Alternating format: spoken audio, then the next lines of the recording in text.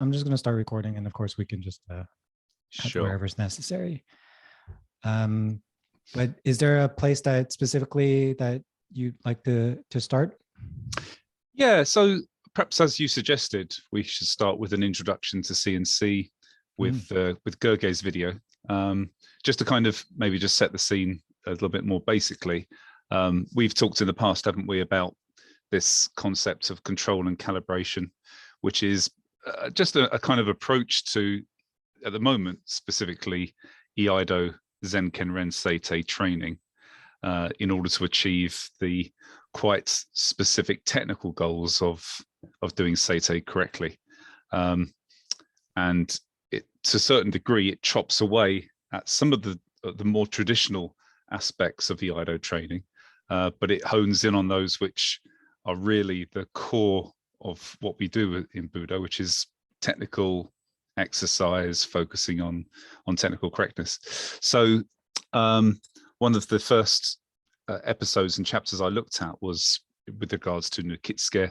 I did this short YouTube video about it, and I think I blogged about it, because just the act of doing Nukitsuke well, in quotes, is quite challenging, really. If you look at this from a very high level, anybody can round their body forwards and throw the sword out, but this isn't quite enough as far as we're concerned.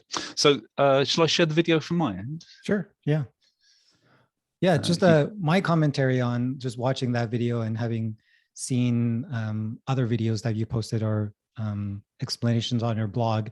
It really helps with understanding, like physiologically, like how things work. I think that when you're saying comparing to traditional ways of learning where you're just in the dojo and you're just doing repetition and practicing and watching others, because we live in a time, and especially out in the West, when most new students join a little older, so already have a lot more kind of maturity in how they think about things. It really helps, I think, a lot to understand where things are and gives another perspective. It's not like a replacement, but more adds a lot more color and richness to our practice. Yes. Yeah, and I think we're going to get onto this later when we talk about demystification and appropriation. I'm not convinced that in the West, that across the entire spectrum of people who do traditional Budo, that we have an accurate image of what even we could call traditional training in Japan is like. I think, I know that you've been there, and I've been to Japan and seen what it's like in a dojo. And I think a lot of people would be slightly surprised that it's not quite the kind of, neither the regimented and strict practice that you kind of get from watching karate movies, and also not quite the mystical meditative side of Budo that we think is prevalent in the East. It's quite practical and quite casual, and may have been like this for an awful long time. We have no way of really knowing. Yeah. Okay. Cool. Yeah. If you could give me sharing, I have to give right? you, yeah. Yeah. Thank you. So I should just ask: this is a new headset? It's good for Zoom business meetings. Is the sound quality okay for this? Yeah, I can hear you nice and fine. Great. Thank you. Okay. Let me just find I've got the video queued up and ready.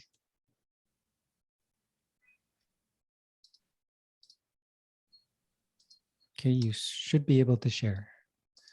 Okay, is the video visible now? Yes. Great. Okay, so I'll play this at normal speed first, and then we'll perhaps have a look at slow speed, and this will kind of underline the key parts.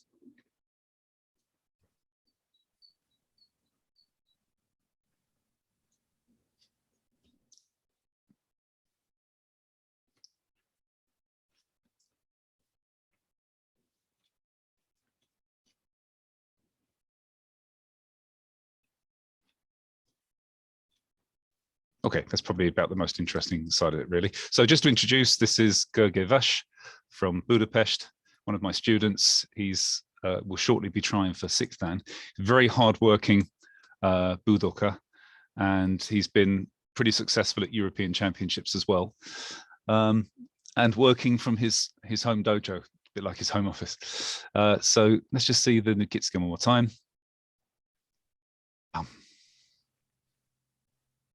Okay, so just to emphasize, it's really Nikitsuke that we've been working on the most. And this is where I really wanted him to go much, much slower. And this is him working slowly, actually. You can see when you actually have the finished result, he's concentrating now on doing it slowly. But this, let me just play it again at normal speed. You'll see that it's not actually unusually slow.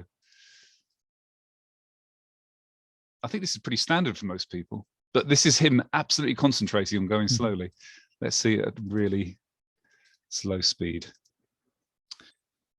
So first, I'm going to point out some good things anyway, because this might be useful for people who are just learning Iaido anyway. You can see that as Gerge is raising up on his hips, he's lifting his hips up, he's keeping his back straight. He's not tilting forwards or anything. Left hand's a bit late at the moment, but hopefully that rectifies, it goes through. He's turning the sword, he's starting to turn the sword when it's only drawn about halfway, which is what I've been asking him to do. The reason for this is, and it's a completely another part of the CNC, is that what people often do is they leave the rotation of the sword until there's only the kisaki left. And then because rotating the sword takes time, either of two things will happen. Either they'll fling the sword out with the hasuji not aligned, so they're rotating the sword in space as they go, which is obviously not an optimal way to do this, or they stop drawing, rotate the sword, and then draw. So there's a stalling in the movements. You don't really get a dynamic sayabanare. You don't get this this johaku that is supposedly important in this. He reaches a point here. He does slow down a bit actually here, but you can see the right foot and kiseki. The right foot, it's funny, the right foot moves forwards before sayabanare. Then sayabanare happens while his right foot's moving. And then approximately the time the kisaki would be contacting the opponent, the right foot engages with the floor and stops. Let's just see that again. It's a little bit difficult to see. And then you can see there's some residual movement of the hips settling forwards, so that at the point of contact, the kisaki is continuing to move forward slightly. It's not just swiping sideways. Let's just see that again. Yeah. So this is what I was really pleased with after spending quite a lot of time just doing this really gradual work. So when we take a CNC approach, is it how you're looking at things, how you're assessing like the different parts of his body moving, how you're instructing him? So where do you bring in that kind of unique perspective that's different than a traditional way of teaching? Right. So what I do, especially as, of course, all this international teaching has been done over Zoom at the moment, so I have to get everybody to do their own coaching. So I set up a framework for them and say, what you need to do is do this new Nikitsuke sequence really slowly. And you probably remember from our earlier conversations that for a number of times, you have to try to make sure that your right foot arrives before the kisaki, perhaps even before sayabanare. And then experiment doing this so that the right foot and the kisaki arrive at the same time. And then do the experiment where the kisaki arrives first and then the right foot comes in just after. Now, this act of doing this, it's a kind of an iterative process of making you control something and then also measure it. So it's like a feedback loop of you trying to control a movement and then measuring and evaluating while you're doing it. So it has to be done incredibly slowly, otherwise you don't get to measure what it is that you're doing. Now, this act of even just doing this in 3 different ways is already developing some sophistication in your level of control and your level of monitoring and managing and measuring what you're doing. So it's purely a really, it's completely disconnected from the rest of the kata. The idea is to kind of just make you work on this one aspect and ask yourself, am I doing what I think I'm doing? Am I doing what I'm trying to do? Am I doing what my teacher's saying I should do? So of those 3 timings, probably 2 of those are actually valid. Kisaki and foot at the same time, or foot arriving just before and then the Kisaki just slightly afterwards. The other one is a kind of just a training experiment. But you need to be able to know whether or not you're doing these correctly in the first place if you're aiming to do one of them. A good idea to ask yourself which one you're doing, which one you're aiming to do first, of course. But just this kind of iterative process of control, measure, and this already kind of slows down everybody's kata, and makes them much more aware.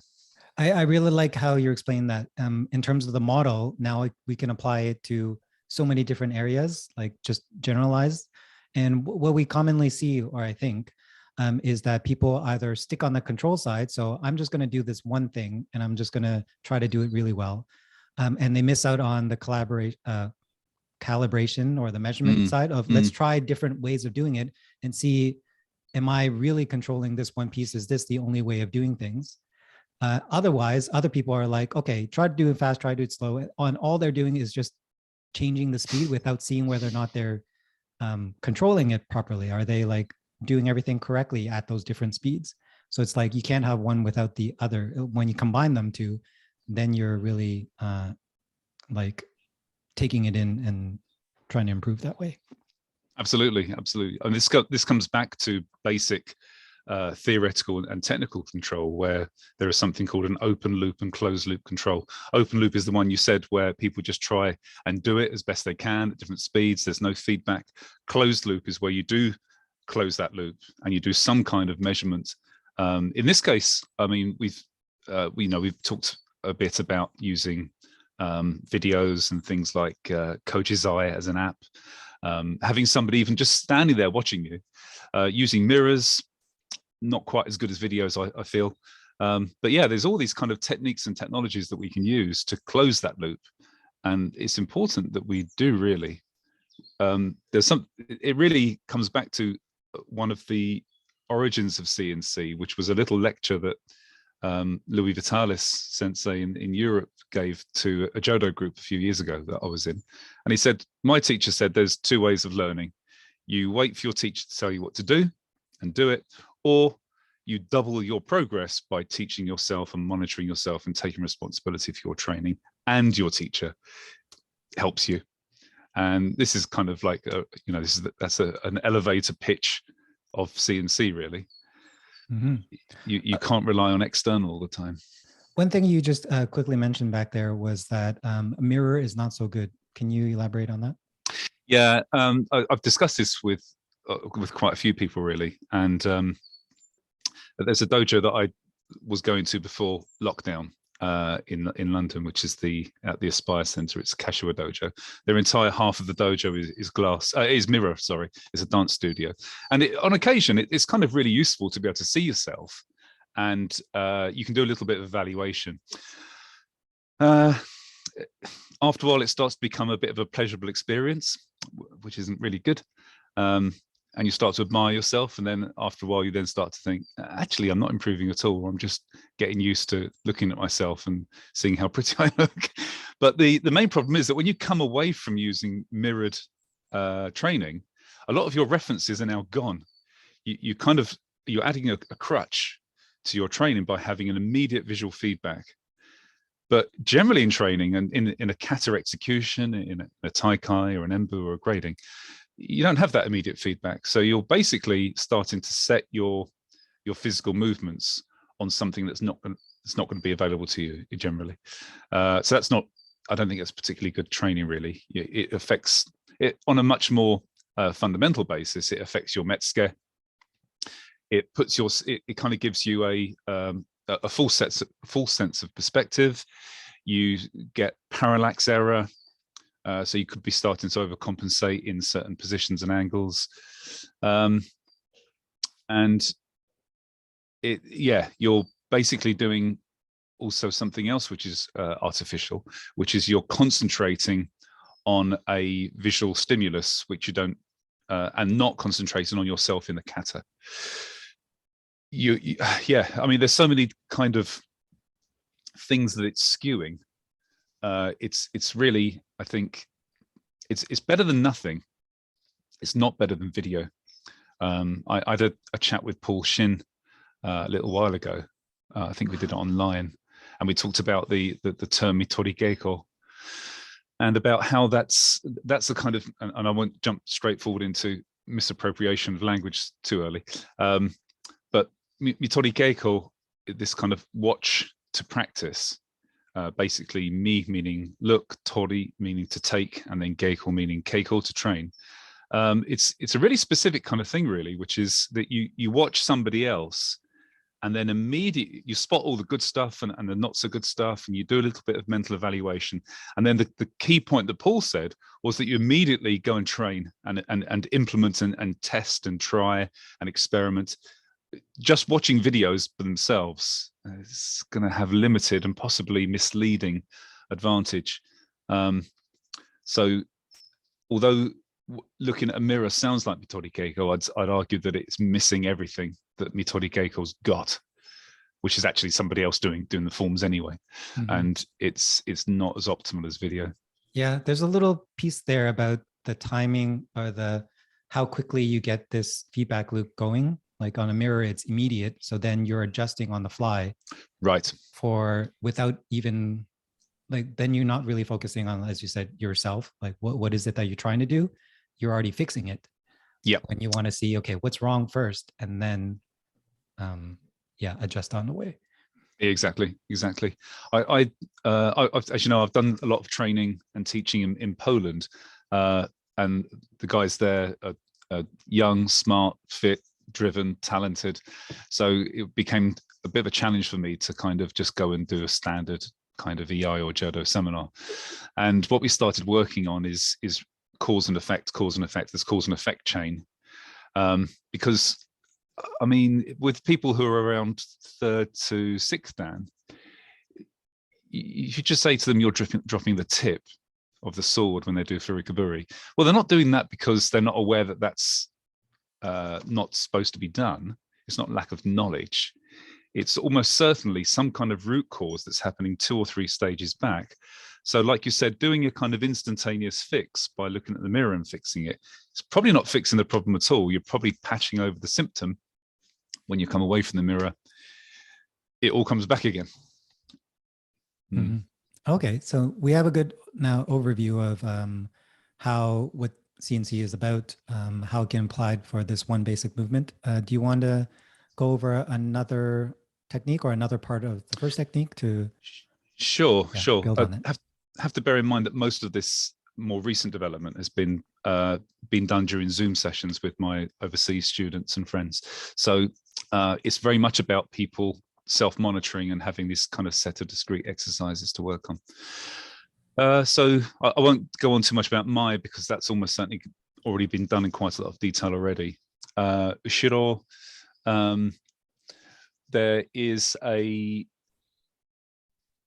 there's a necessity, firstly with CNC, that you sign up to a certain degree of ways in which the form should be done, where there's already a little bit of flexibility. Let me give you an example. In number 2, Ushiro, there are some teachers who teach to hold the sword in as you're turning until you get to about 90 degrees, and then you draw out in that last quadrant. And then there are some teachers who say, no, you're supposed to be drawing and turning at the same time. So the first set of teachers are thinking about this koryu aspect, that there's somebody sat next to you, which is applicable in Shinrin-ryu, I happen to know, that you don't hit the person next to you first. But as far as I'm concerned, I subscribe for Seite to drawing and turning at the same time. It's just that I see Ushiro as being a mirror image of Mai. It's just that you start facing the other direction. The rest of it should be as close to Mai as possible. So it's a gradual draw. Once your hands are on the sword, you should be starting to draw, really. You don't stand with the hands on the sword while you're rotating. So I beg people to kind of subscribe to that understanding first, because it makes the rest of the CNC interaction a little bit easier to understand. So the problem is that with Ushiro, for example, people turn, they stall in their turning with the blade, and they get to a point where they've completely turned and they've only got 2/3 of the blade out. So then the body stops and waits for the sword while you lunge and then finally get the sword out. This is really common. I did as well. All my students do it. So it's something that's worth kind of really focusing on. And one of those practices is while you're turning, you have to stop at, for example, arbitrarily, every o'clock. So you stop at 12 o'clock when you first come up, then turn to 11, 10, da, da, da, da, da, da, and you must be able to stop yourself and control your posture and have the right amount of draw at every point of this rotation. Now, why is this important? Part of the problem of why people are not drawing the sword is that it unbalances them. So they're trying to maintain stability while they're turning.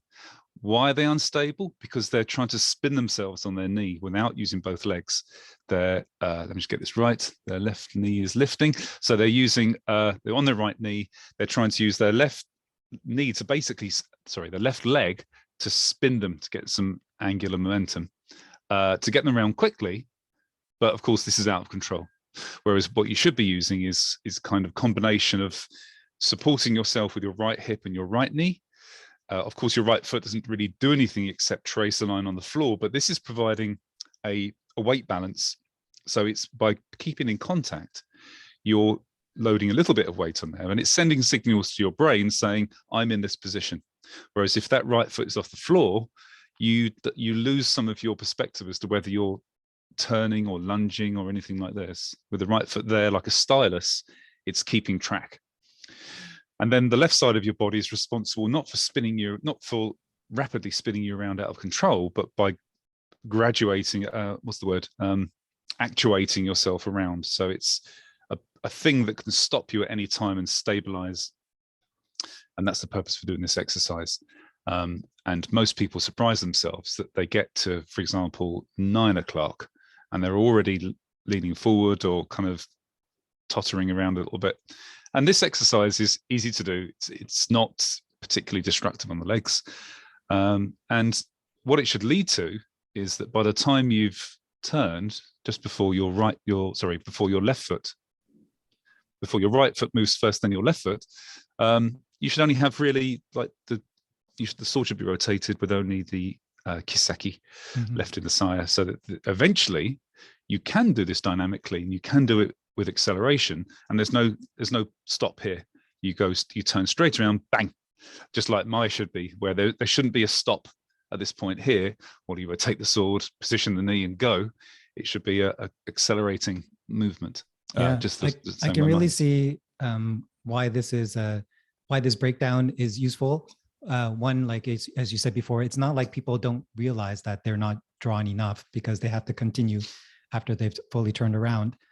Also, if you were to give this exercise to someone who just wants, like, is subscribed to, like you were saying, the Koryu version, where you turn and then it's more of a direct straight draw rather than gradual, that you don't get these little points of feedback to say, where is it that I'm really struggling? Like, where's my left hand? Where's my right hand? So it would almost be like, even if, and I think that's what CNC right now is about to, even if if what you're trying to work on is not exactly what's correct or what you're being told, it's a point that you can use to practice to see, like, to figure out where is it that you're lacking control, lacking balance, or something like that. So even if someone is supposed to draw straight ahead, they should still practice this gradual turn, because it gives you a lot of feedback along the way. Absolutely. It's a general approach to all aspects of EI. And you're right. I think if somebody starts to draw from the first quarter, then it's still applicable. It's still usable. It's just it's done on a slightly different basis. Yeah. Cool. We've so far covered Nukitsuke a couple of times. There's a lot of draw, and I guess that is the most important part of yeah. EI. Actually, interestingly, there's a and this isn't exactly CNC. This is just kind of, I guess, learning by experience. And that's the point, that most people on a shiro have problems doing the furikaburi and bringing the right knee up to the left foot, and they wonder why. And the answer is really simple. It's because everybody spends all their time doing Mai, when actually we should be spending, if you sort of in every practice session, if you do you think, oh, my is really important because it's basic. So I'll do my 20 times. I'll do the other cutters 5 times. Really, you should be doing a shiro 15 times and my 5 times, because we never really give a shiro its fair airing. And this problem of moving the leg up is purely exercise. It's purely that physically, the muscles which are being used for a shiro are nowhere near as developed as they are for my. And we've got to work on that. But part of I think the basic techniques in both Iai and Jodo are left and right-handed, or left side, right-sided, in order so you don't end up one side being overdeveloped and the other side being weak. Well, a shiro, we can see that as being, we can accept that as being one of those exercises, as developing the left side. We should use it more than my now, because almost certainly the mileage spent on my is about 1 million compared to a few yards with a shiro at the moment. Mm-hmm. So it's a really simple message. Practice a shiro. Yeah. Cool. Okay. Moving on to ukinagashi. I guess there's not really that much to say about it, really, except that except Nukitsuke, except the draw, which is, again, I think it's one of the hardest parts of the kata, especially as this is supposed to be done quite suddenly. And when I was in Spain, Madrid, just before lockdown started, I spent a bit of time with the guys there with learning to do a shiro while sat in a corner with a wall in front of you and a wall to your left. Now, I'll explain briefly what that's supposed to do. Of course, it stops you from drawing outwards, and it stops you from drawing forwards in towards the opponent, because none of these are optimal. We're trying to get the right hand to basically finish to move directly upwards and finish above the right shoulder. So having some walls there really helps. And it really points out to you that you're relying on having that space available to you to also maintain your balance. So a lot of people, when they come up, if I demonstrate it this way, a lot of people, when they come up, they're already lunging forward slightly here, using basically only mostly the power in their left leg to stand up, which is why it takes so much time and it's difficult. And this tends to make you go out and then come back again, which is not obviously the optimal way to do this. Having a wall there stops you from drawing. It really demonstrates how bad your balance is and where you've mistakenly put your weight distribution. So we did that quite a lot, and it's hard, actually. It really is hard, because you expect to be able to move freely in ukinagashi, and actually I think to do it well, you've got to limit yourself. And this includes turning and trying to ram your sword forwards here, which is also not the right thing to do, of course. So yeah, I mean, this is really a shortcut for CNC, is just sit yourself in a corner and do this. There was another thing about this, which was I wanted to actually discuss with you. It's a little bit of a sort of revelation in the last few weeks that I've had in sort of experimenting with CNC, which is as well as being able to forward control and anticipate what you're going to do, I've found things which are worth writing into CNC, implementing into CNC, which help you to do fault finding retrospectively. And one of the retrospective fault finding things, which is not fully developed, so I won't go into it in too much detail, but you can be pretty sure that if somebody is drawing outwards when they do ukinagashi at the beginning, in this position here, their grip is not going to be correct. The hasuji is not going to be correctly aligned. And this is to do with how drawing outwards forces your wrist position to adopt a certain position based upon the way that we do mai. It tends to make you adopt a kirite grip as you do this, which means when you come up, the edge is up and not like this. And this is, this links back to kind of the behaviors that we end up doing by doing lots of EI practice, and how we've got to break some of those behaviors because they're not to be done in certain kata. So yeah, I just thought, actually, this is another check we can do. If somebody finishes off, if you take a photograph of somebody and the hasuji is up at this point here, you can be fairly sure that this has happened at this point here. This is where it originates from. Yeah. So trying to see if I got that right. Right now, most of what we're talking about in terms of CNC is thinking about, if I were to do this movement, then how do I do it correctly by breaking it down slowly, doing it slowly, breaking it into chunks, and seeing at each point, is everything where it should be, and am I still balanced, that kind of stuff. This is Yep. something where you take the reverse, and after you've completed something, if it is in a different position, then you pull back and then break it down and find where is it that created the cause of this. Exactly this. Yes. Yeah. Yeah. And although CNC is supposed to be about a general theoretical approach to training, of course, there are specific things that we've already spoken about. And that's this Ukinagashi thing is one of them, where you can say, if they're there, probably that. Yeah. Yeah. Well, it seems to be like you're articulating it now as like a breakthrough, but it seems like it's your approach to developing CNC in the first place. Was you noticed something someone was doing here, and then you're thinking back to, okay, where did it happen?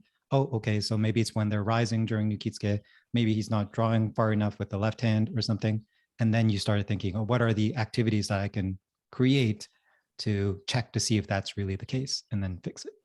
Yeah, you're almost certainly right. It shows that you've got a much more ordered mind and impression of what this is than I have. Whereas well, I'm I don't scatty. have to be in the detail. I just have to listen to what you're talking about. Right. Yeah. Yeah. Moving on to number 4.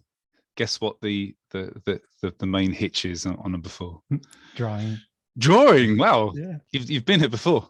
In fact, I think for 4 and 10, for Shihogiri and Skate, we can kind of use the same approach, really, which is now, none of this is really documented in the Seitei manual. This is based upon a few years of experience and listening to decent sensei and kind of drawing an impression as to how these kata should be done. So my appreciation of number 4 is that basically this kata ultimately needs to be able to be performed quickly and smoothly, because the enemies are close. So you don't have time to do long drawn out movements. Everything's got to be done quick. Doesn't mean you practice quickly, just means the ultimate aim is to be able to do it quickly. So I'll give you a potted history of why I think this. Kyoto, 1997, I was fortunate enough to be in Ishido Sensei's group. There was lots of other groups and much more senior sensei there. At one point, somebody asked him a question about why did forms the way he did them, and I can't remember what the exact thing, because this is going back quite a few years, but he said, watch this. He sat down to do number 4, and he completed it in like, I think maybe 1.5 seconds. And everybody in our group sort of stood there with our mouths open going, that's why we're doing Iaido, to do it like this. And it was mind-blowing, really, because you get this impression that Iaido is like a sword version of Tai Chi, where everything's really slow. But seeing him do this, it's like, oh my God, this is what the kind of movies are like. So anyway, this echoes through to this idea that Skate should be done expediently and quickly. Now, there's lots of things that can go wrong. A few of my friends have got holes in their left biceps and in their forearms to demonstrate this. So it's got to be done quickly, but reliably as well. How do we get from here to here without breaking the saya? Guilty. Without sticking it through your arm? No comment. Now, the problem is that you're trying to control the sword and do some kind of dexterous movement with it and trying to do it quickly, and it's liable to move around. So the first thing is that I say to my group is, look, could you do this without moving the right hand forward anymore? You've hit the opponent. Imagine they're solid and they didn't move back very far. What could you do from here? Because if you have to draw the sword forwards, then you're probably going to have to bring it back again. If you draw the sword up, you're probably going to have to bring it down. If you draw the sword down, so all these extra movements are not helping you to get to this position quickly. So there's something that we should do to restrain ourselves from adding these extra movements. So again, we have to do this slowly, because you can end up breaking the saya quite easily. So I got people to do it and said, right, do this against the wall, see how much forward movement you actually need So do this part here, try and use your hip slightly to get the extra bit of saya biki using the hip turn. And if you've got 2 centimeters left, 1 inch left in the saya, then you can move your scar forward 2 centimeters when you do this. But basically, so I'm gonna have to grab some more props, Patrick.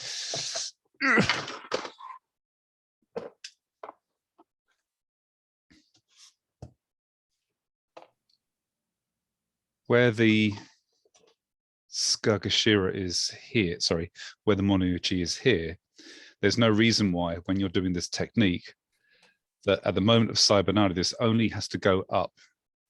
It shouldn't really go backwards and forwards or up and down. From the right, from the strike, right hand should draw to a point where this, now the Kiseki gets released. It just does this. So it's about eliminating all other movement which stops you from doing that. I've already described really what that requires: limiting your ability to move, doing it slowly, looking at what you're doing, not doing anything funky either with the timing. For example, I'm sorry, this is only my opinion, because I know that some people teach to kind of draw the saya back without doing any looking or turning, and then to do this all at the last minute. I'd say this is good to teach beginners, in my humble opinion. It's good to teach beginners this to get the basic idea, but this doesn't really help you to advance. I think that just like all the katas, saya banade means something explosive and sudden. So at some point, I moved away from doing 1, 2, and started to rotate the sword and rotate the hips so that this could all land in one fluid movement. And I think personally, that's the way that I want to do Iaido, and that's what the CNC exercise is designed to do. Mm-hmm. Yeah. I'm seeing a lot of like how we're building on each kata, but reinforcing those primary message of CNC. Like when you were talking about Nukitsuke for Mai, it's like you're drawing and turning, and you have to figure out at what point do you start doing both at the same time. So at this point, it's the same thing. Like you can do one motion and then the next one, or you can figure out at what point do you start and then where do you end up, and then break it down into those chunks, like in Ushiro, where it's like 1 o'clock, 2 o'clock, 3 o'clock. At each point, you can check yourself and get that feedback. The other commonality I've seen through these 4 katas so far is with ukenagashi, where you're using the wall to constrain a person from doing something that's wrong. So normally we're just saying, okay, why don't you just do it correctly? But for beginners, like, it's not like they don't know, it's just that they can't do it yet. But by putting this hard physical constraint of a wall that prevents them from leaning forward or prevents them from drawing more with that sword in tsukate, you're giving them now mental room to focus on the other aspect of it. Yes, yeah, exactly. Yeah, it almost kind of takes away some of the brain load they have to do, because they no longer have to worry about stopping moving the right hand forwards. They can't move it forward, so they have to concentrate on everything else. Yeah, which is so counterintuitive, because when we talk about when you're introducing CNC, it's like break it down into so many things and think about this, doing this slowly, blah, blah, blah. But in fact, it's actually removing a lot of these other aspects of EI, because like, when you're thinking about a kata, it's just the sword and your body, but there's so much else that's going on that you're not aware of.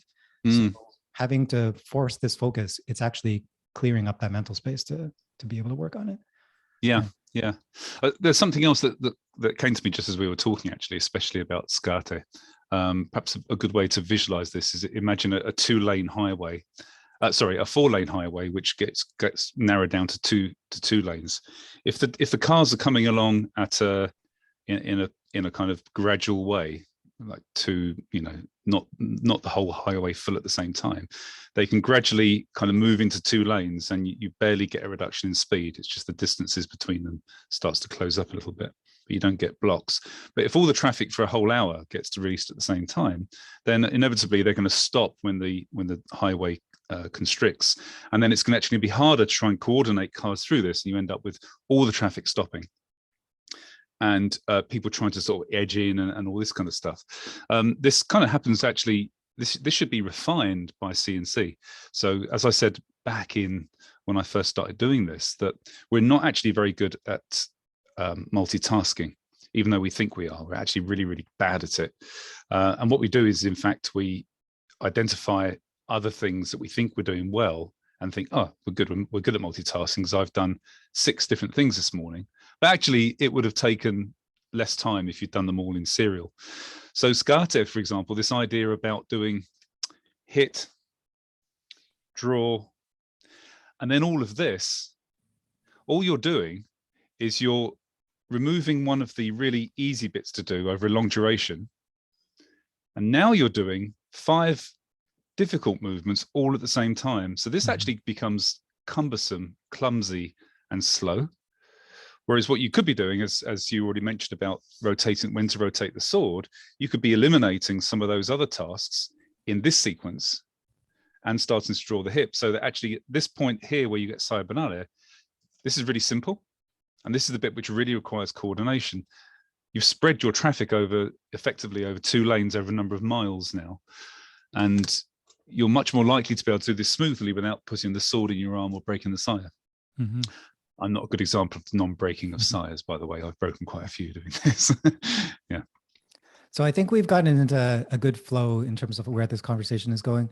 CNC will cover absolutely more things than just the draw, but based on timing, based on our order right now, let's just focus on the draw now for the next few kata, and then we can have another conversation about where CNC can be applied in non-drawing stuff. Sure. So moving on to number 5. 5, I referenced my blog post on Kesagiri, the thousands of different ways of doing it wrong.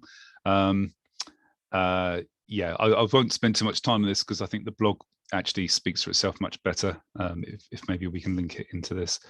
But basically, again, this is a kind of problem of the right foot and the sword all being kind of coordinated at the right time, so that we don't get the uppercut happening with one position of the enemy and the downward cut happening at a different position of the enemy. So the rationale of the kata is the enemy doesn't really move significantly.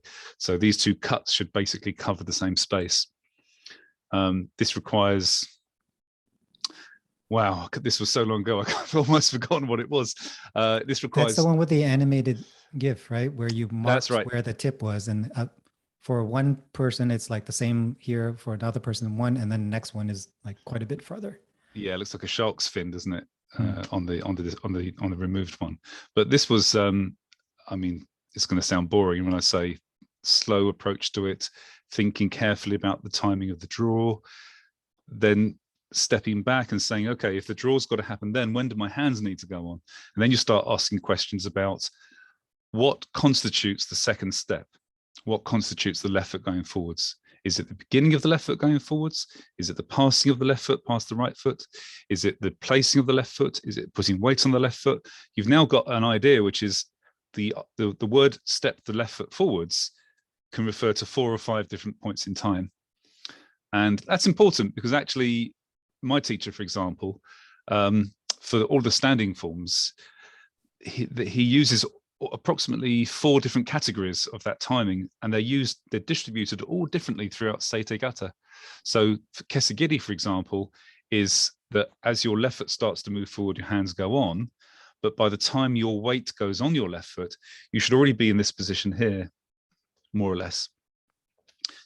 It's slightly, I think it's pretty much the same from Rotozuki, completely different for Sampogiri, much later for Gamanate.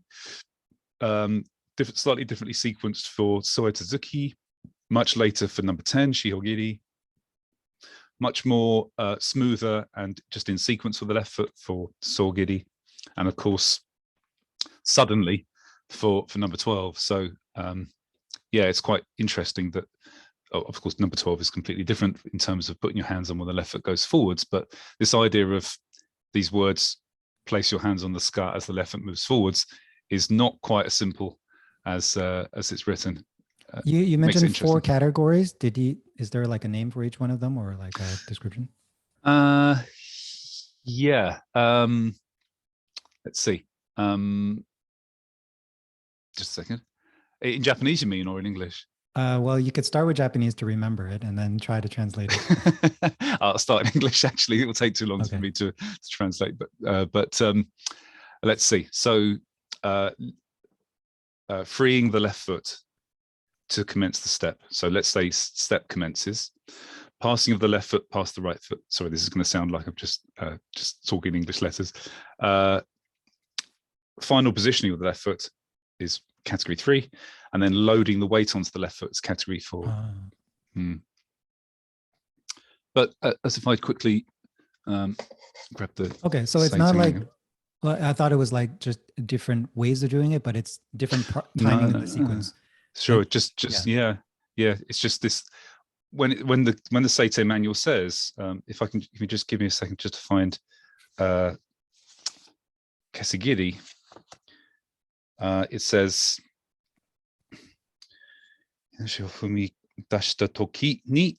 so it says when the left foot has been placed, quickly put your hands on the sword. So to be honest, this isn't exactly the way that I practice, which sounds heretical, really. But I think even within the Seitei manual, when the official delegations from the Zenken come across, they're also a little bit flexible in their approach to how this is read. But yeah, I mean, for example, in Japanese, there's dashita toki, which means when the left foot has been placed. Dashi nagara, which means doing something while your foot is going forwards. Dasu to doji ni. So this means, I mean, you probably better speak to your wife about the difference between dasu to doji ni and dashi nagara. It's, in terms of seeing the difference, it's probably not much in it, really. And I don't really understand it that well myself between nagara and todoji ni. Yeah, so it's complex and interesting, at least. But yeah, I think at some point you have to kind of say, well, that's the book, but actually to progress from here, I can't just follow the letter of the book, because this is, as Iaido Sensei says, the book tries to go into huge amounts of detail in some parts of katas, especially Ukinugashi, but then some parts it doesn't. So, for example, he asked people to verbally explain how you walk. And this kind of takes time. You say, well, if I'm standing with my feet together, first I load the weight onto my left foot and I lift my right heel, and moving the foot across the floor, I then place the heel on the floor first, and then I put the toes down. It's like nobody has to describe how you walk. So there has to be, the Seitei Ei came first, and then the manual came afterwards to help people to memorize it. I think following the letter of it can be a little bit restricting sometimes. What's generally a theme of this conversation and this type of thinking is that it reminds me of what Thomas Edison kind of quote, where I didn't fail like 1,000 times. I learned 1,000 ways of how not to build a light bulb. And the overall focus on being correct to the book will just be like very narrow in your view. But the goal of this type of discussion is to let's learn all the different other ways that you could possibly screw up, or you could possibly do this correctly and still get with the same result. And there's just, again, much more richness to your practice and much more like area for you to learn from. Yeah, absolutely. I mean, I tried learning dancing once. I went to a Lindy Hop class, and also what's the other one? What's the very rigid dancing? I can't remember, but I was amazed as to actually how badly it was taught in some of these classes. I just thought there's no kind of instruction about how to get there in the first place. But I guess people who just genetically can't dance shouldn't go to Lindy Hop classes. Okay, so that was number 5. Let's everyone go reference the blog. I'll try to put a link somewhere on the video. So let's move to number 6.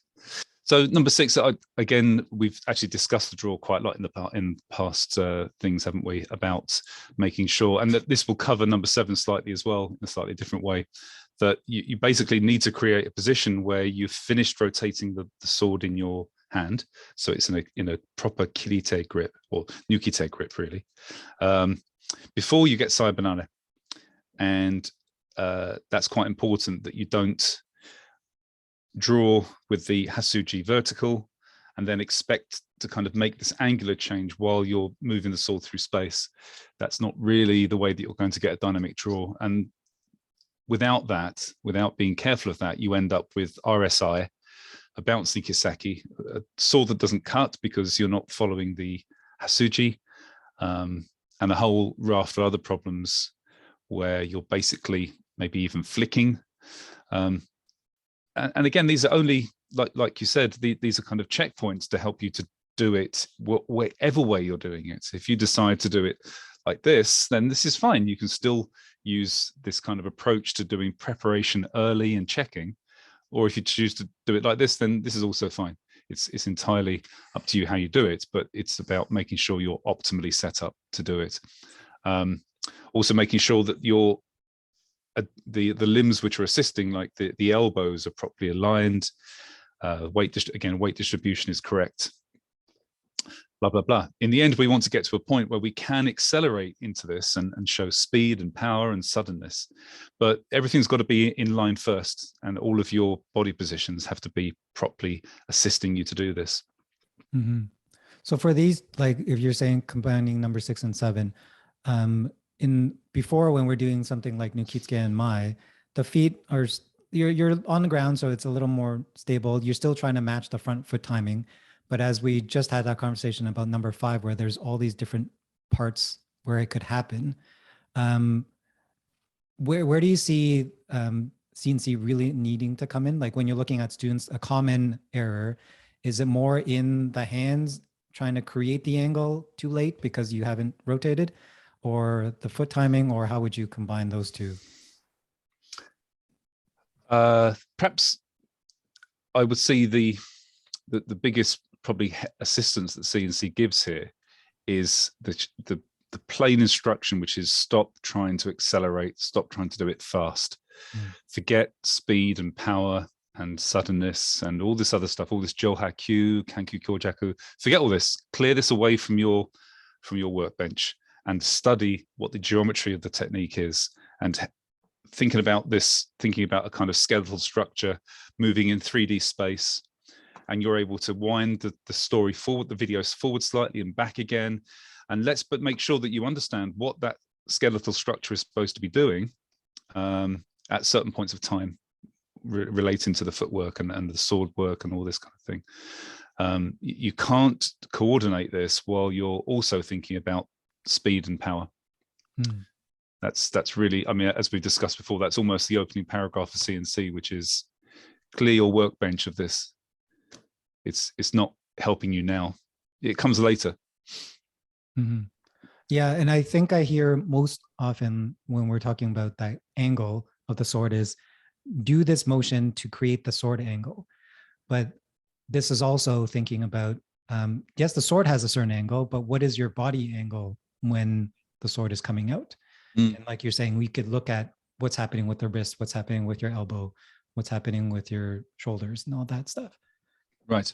And everybody's going to be doing it slightly differently, of course. The ability to rotate the upper body compared to the lower body will vary on your own personal flexibility. So providing you know how you can do it. So let's take Murata-Suzuki as an example. When the left foot's forward and this naturally incurs the left hip to go forward, your right upper body the right side of your upper body needs to be forwards. So there's already a twist going in this. Do you know whether or not this is turning your feet? That's important. You could be losing your balance and basically falling into the next step because you're not aware that you're turning yourself so much because you think this is important to do this. But if this is upsetting everything else and you end up lunging into the next technique, then this is a problem. So this is why I say stop, look, video, check. And there can't be a specific set of rules and procedures for everybody to follow to do this because everybody will do it differently. Mm-hmm.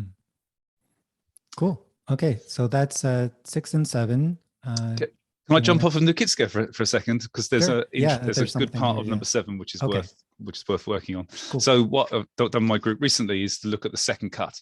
So in my appreciation of Seitei Iaido, basically the second cut starts from here. It doesn't start with a kaburi stop. and then cut, because this is supposed to be a sudden cut. And if you think about how all of the other cuts are arranged in previous kata, there is no pause in furikaburi. Furikaburi is a point you go through to execute the cut. So obviously this is really important in Mai, so important it's written in the Chakuganten, which transfers into Shiro. Some people do create a kind of strong point here for Ukunigashi. This is fine. Skate, ideally there should be a fluid action, but this is most prevalent, most obvious in Sabogiri. So if you watch most people on videos, you'll see that this comes to here. Now, let me demonstrate the standard way first, which is the left hand comes up. This sword's trying to travel in this direction with an angular momentum happening here. The left hand's trying to travel up. In terms of velocity or movement in this dimension, the left hand isn't moving at all. It's only going up. So when this meets the sword, this is almost certainly going to stop, and then you're going to cut. Or more commonly, the left hand will aim for its correct position, will end up sliding through, and you end up cutting with your hands together. It's an inevitable part of physics, I'm afraid. So what can you do? Well, as a few people I've been training with this week said, you want a gradual docking process of the two spaceships meeting and moving at the same velocity at some point, which means the left hand can't go up like this. We need to slightly compromise some parts of the posture, some parts of the standard way you do furikaburi to do this. I'm not suggesting this passes in front of your eyes here, but some way your left hand needs to go further back than its normal meeting point so that it can start moving forwards, catch the sword, and not interrupt this movement that the right hand is generating. This requires certainly a compromise of posture. Actually, I found doing this myself that there's a slight feeling that you have to lean back slightly into this in order to give the left hand space to go behind you to catch it without making it look like you're kind of doing some sort of yoga, which, you know, I'm not advocating that at all. When looked from the outside, it shouldn't look unusual. It should look like flexible and dynamic, but this requires this compromise, basically. So yeah, that helps us think about everywhere where you're raising with the right hand, what's happening with the left hand and what's the direction that the sword is going, and then seeing if there's a way that you can facilitate the motion that you want the sword to go with not having the left hand stop it. So like the first thing that comes to mind is like the relay races where you don't have the next person you're relaying to is not stopped. They're starting to run a little bit. Yeah. Exactly this. Yeah. And, you know, katas like number 5 as well have got a certain aspect of this that you can't draw up to here, wait for the left hand to catch up and cut, because you end up with 2 separated cuts. But similarly, the left hand can't chase too much, or you end up chopping your hand off at some point here. It needs to kind of be right in time without the sword stalling at the top, ideally. You know, it a bit like a pendulum. At some point in time, it does stop, but that time that it's stationary is 0 somehow. That's the ideal that we want with those forms as well, really. So, like, I'm going to ask you on the spot, and it's not necessarily like a thinking. It's a thought exercise just to see. I don't know if it's correct, but if you're thinking about always the right hand's going one way, the sword needs to go the other way, do you recommend trying moving the left hand like farther so that it's starting to go in the other direction? Like this one's right here. You want the left hand to be going in the direction of the sword to guide it. So in this case, because it's going opposite direction, would you start that first? I shall experiment and get back to you. Well, good question. I don't know, to be honest. Because your right hand is still going. It's going to stop eventually. Yeah. But if your left hand was already going the other direction, it seems very like your body's going to be split in half trying to do the things, but will that actually... I mean, I know that I've experienced times when my left hand has faltered and I've ended up initiating the cut with the right hand and caught afterwards. To be honest, it doesn't feel like an optimal cut. So I think where we've got distinct changes in direction, so this happens in Mai, for example, at first the sword's going back and up, and then there is a change of direction. So it's fine for the left hand to statically grab at that point. It doesn't matter. It doesn't have to dock and catch. It doesn't have to match velocities. I think Kesagiri as well, because this is going to change direction at some point. That's the moment where it should catch. Although I should say, just to be clear, again, this is purely my understanding upon what I've been taught, not necessarily what's written in the Seitei manual. The right hand is the important cutting grip on the downward cut. The left hand doesn't actually have a standard kirite grip. Otherwise, you'd end up with one shoulder like this. So it's important the left hand is guiding. It doesn't need to actually generate the cut. So it could be what you're saying. At speed, could work, possibly. I just like enjoying this conversation, talking from the physics perspective. One is like it's going one direction and it will continue going in that direction. But in like for Mai or Kesagiri, it's changing to the pretty much the opposite direction. Yeah. So the thinking behind what your left hand is doing could be different because like what's happening in the sword is different. Yeah. Yeah, I suppose the left hand is going to be changing direction as well, isn't it? That's going up at one point and then coming down at another. I guess the ideal would be that it chases to the point where just as the sword is rotating in the grip and the scar is now reaching its new position, that's when the left hand stops and catches and cuts. This sounds like a good elimination of any waiting time. Yeah, it's interesting, isn't it? Yeah. It's much more interesting doing this, I find, than talking about how you should fight imaginary enemies and introduce this kind of accelerated timing. This kind of fine examination is not only more interesting, I think it's also much more productive. Yeah. And that's kind of how I've been taking, like sometime we'll talk about the iceberg model, but it's breaking down what is our checkpoints. So if you're doing a kata, doing with a real life opponent, that will tell you what you need to work on in the physical stuff. So every so often, go do an exam, go do a taikai, full spirit and all that stuff. But something's going to go wrong. You're never perfect. So by doing that and not having to think about technique and seeing what breaks down, then you can just, okay, I'm going to extract this. I'm going to extract this. And now I'm going to spend 90% of my time doing that. Just like in sports, like most of the time you're not in competition. You're either doing weight training or you're doing drills or you're doing practice. And then at that one point, and like all of that buildup is for the real aspect of it. So having an opponent, that's the real stuff, but you're not on that all time every day. Yeah. It reminds me of, do you know David Beckham, the football player? Yes. So I'm probably going to get this completely wrong, and somebody's going to write and comment on the YouTube link and say Andy's talking out of his rear end.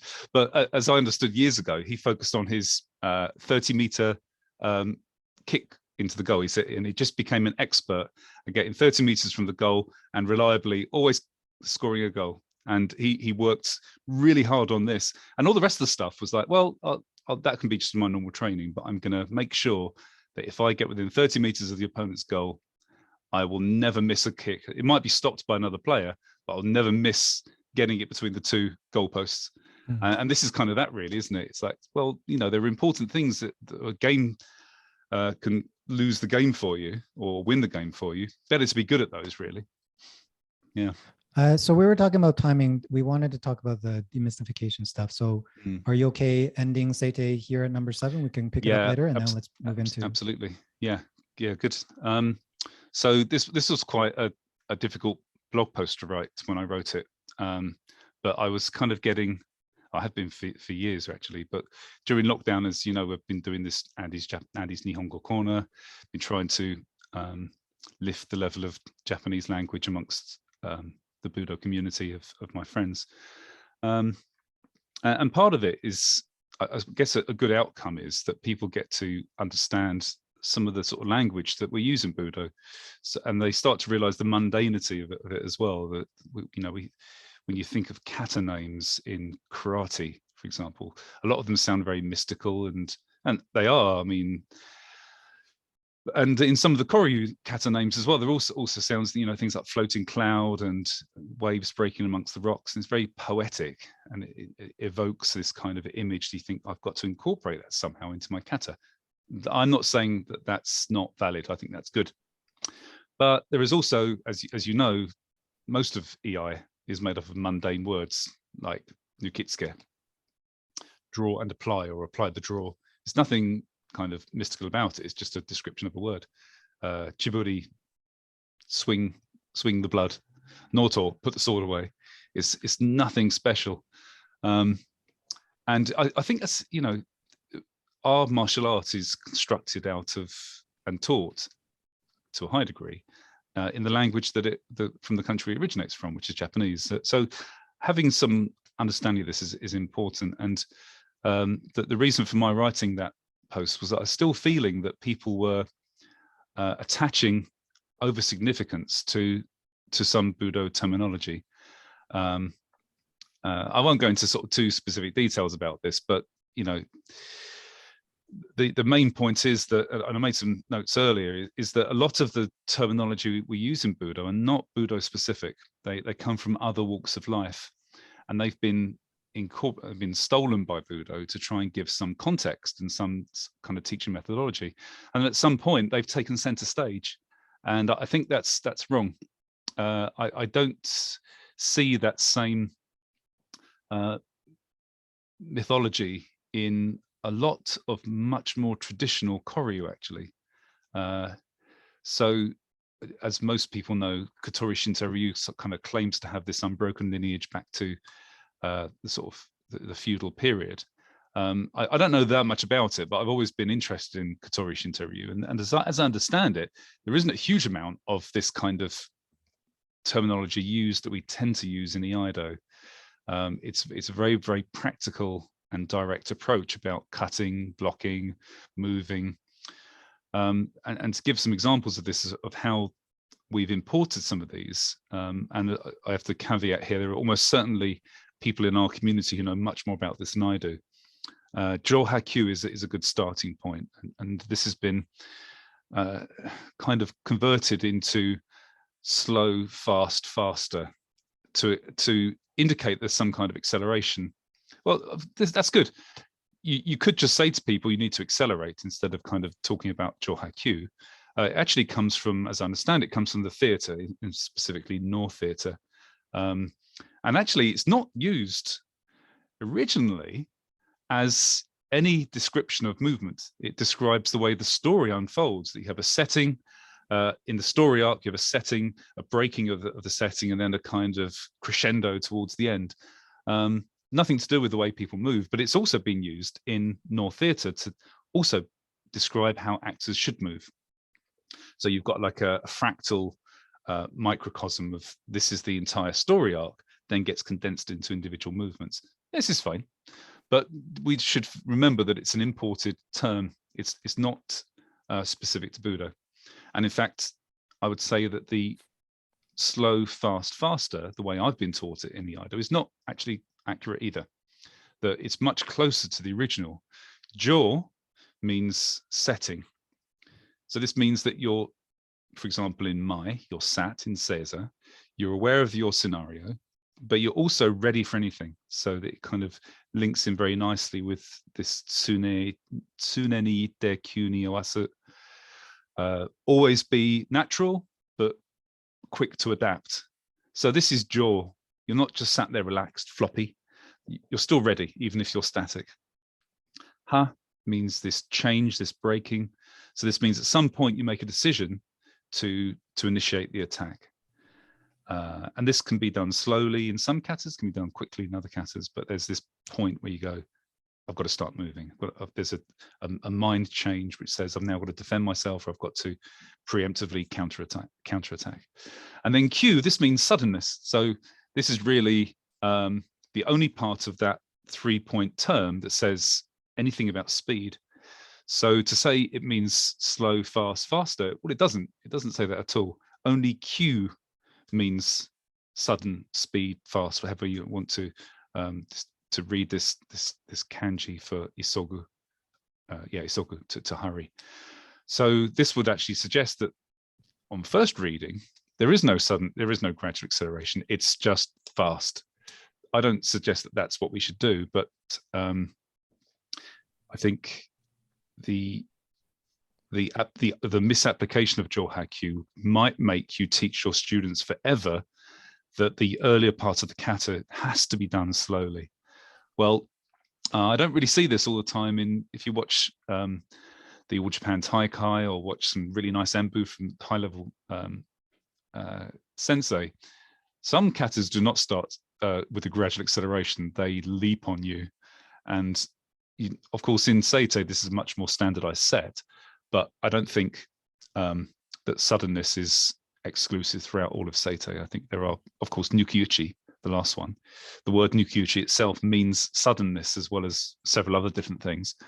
There is no gradual acceleration. It's fast. Yeah. Don't rush. Don't chop your shoulder off. The one thing about Johakyu right now, that like immediate thing that stands out, if you were to read those Japanese terms or understand the origin of it, is that when you say slow, faster, fastest, you feel like the word Jo and the word Ha and the word Kyu are kind of linked together in some way, that they kind of mean just a progression of the next thing, when in fact each word describes a completely different concept.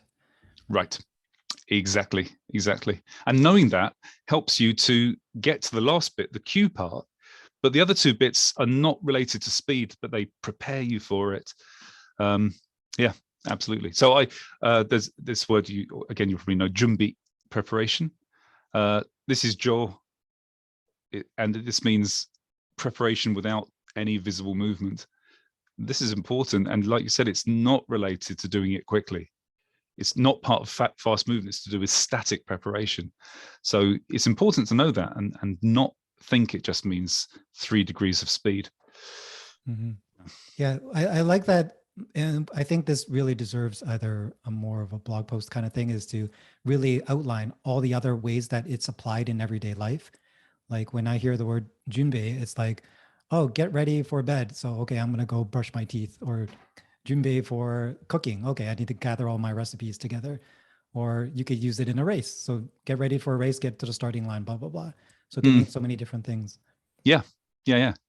And it's important, I think, in EI as well, which kind of is based upon this idea of sudden movement.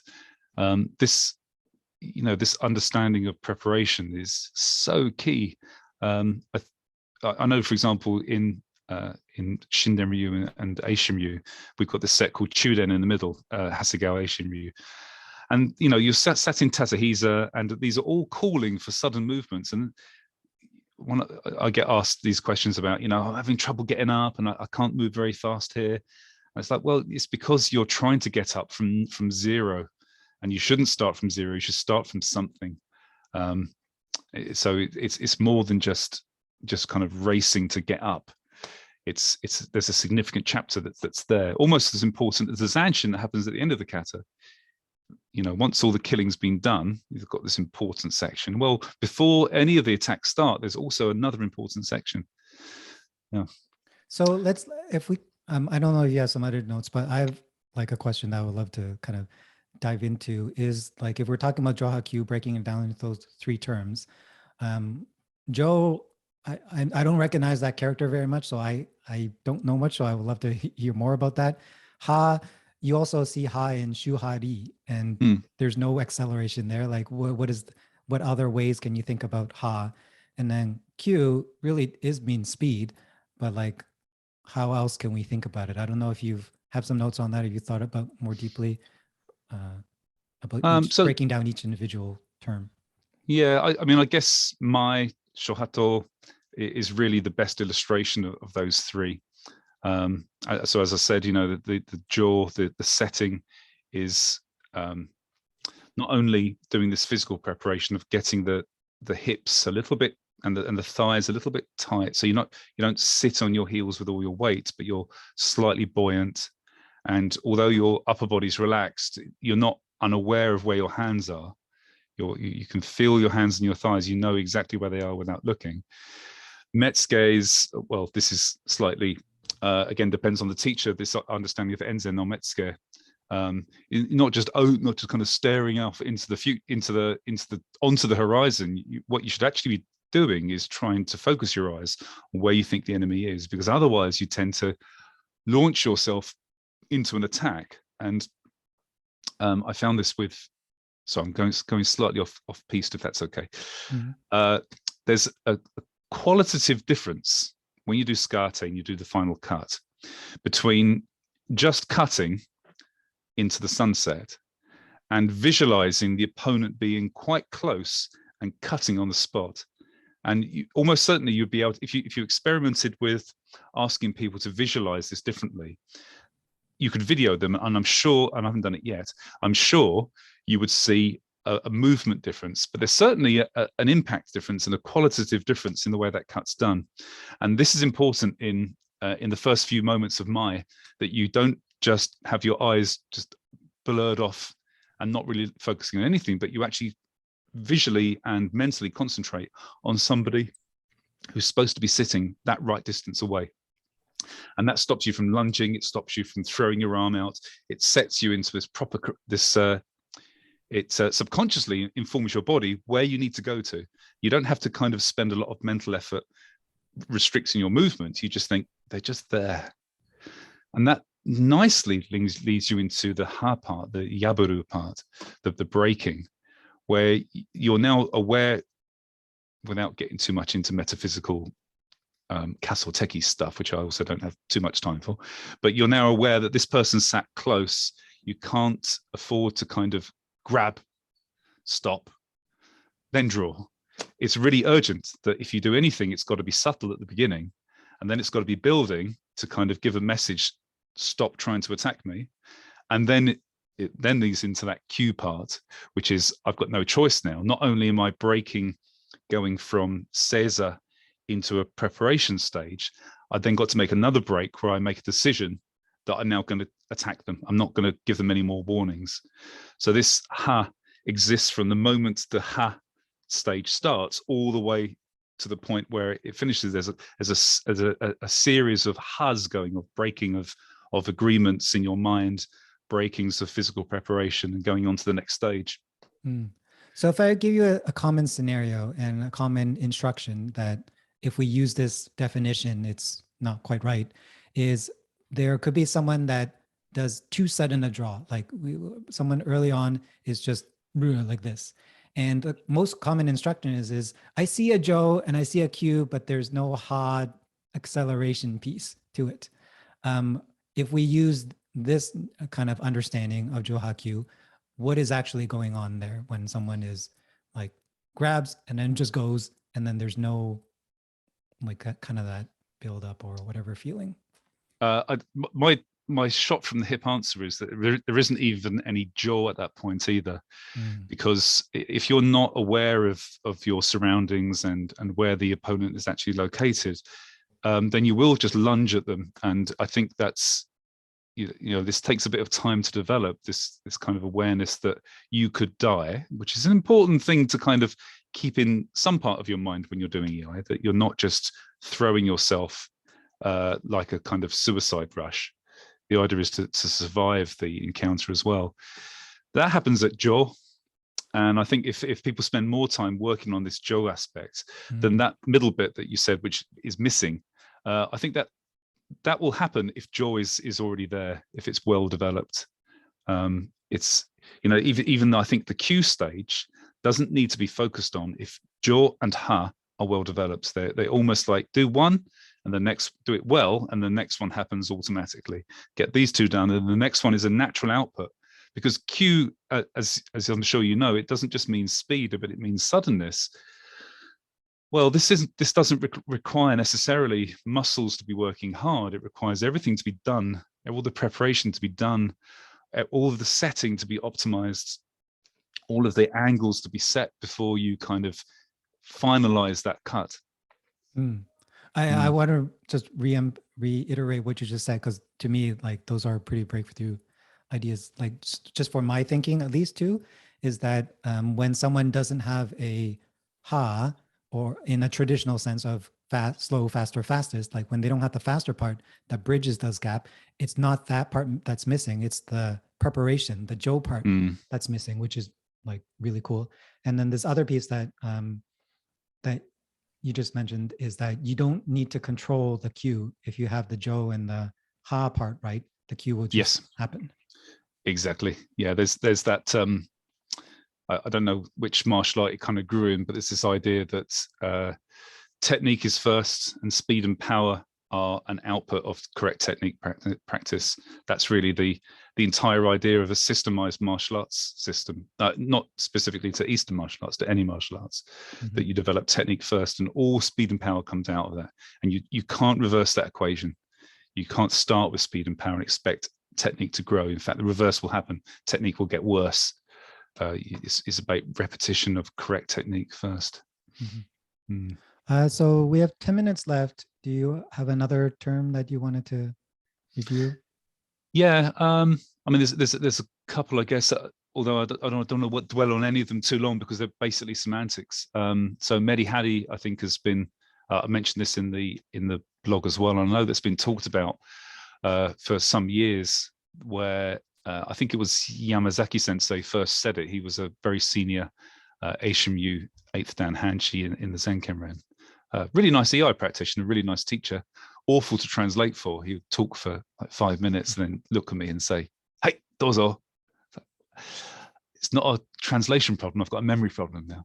But I think he was the one that first kind of expressed it, and then it became a little bit of like, "Oh, we've got to work on Medihadi." Well, Medihadi is also not really anything exotic. It's a compound verb, meru, to let's get this right, meru to contract and haru to stretch. So this is just basically it put together. This means modulation, and this is actually much more relevant to music than it is to budo, really. Yamazaki Sensei used it in the context of almost like Johaku, which was, he was saying that people were basically, they were one tone, all of their katas were one tone, which was everybody's going fast, or everybody's going mediocre speed, or everybody's going slowly. And there's no kind of change, there's no tempo change. And, you know, I think this is the right way to kind of interpret Medihadi, which is you're monotonous. Your speed of your kata is monotonous. What about some realism? What about some subtlety in there as well about kind of observing the opponents and choosing the best time to attack rather than just launching yourself on the person? But that's it. I don't think it needs anything more than this. I quite like the idea of